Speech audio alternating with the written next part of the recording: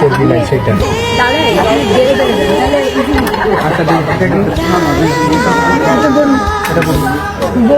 একবারে দিয়ে দাও।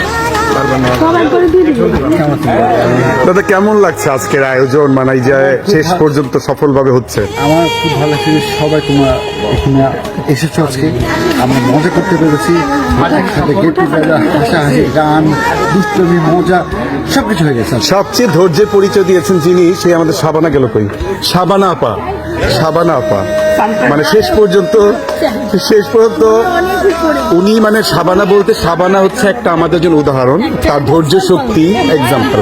আমি সেই জায়গা থেকে বলছি, এই যে ব্যস্ত সবাইকে একসাথে করে, আমি জানি গ্রুপের মধ্যে কি পরিমাণ তারিখটা নিয়ে আমাদের অনেক ঝামেলা হচ্ছিল যে সে পর্যন্ত আমরা আসতে পারবো কিনা। এই যে হাসি মুখে পুরো জিনিসটাকে হ্যান্ডেল করে এখানে আজকে পর্যন্ত এই সুন্দর দিনটা আমরা উদযাপন করছি,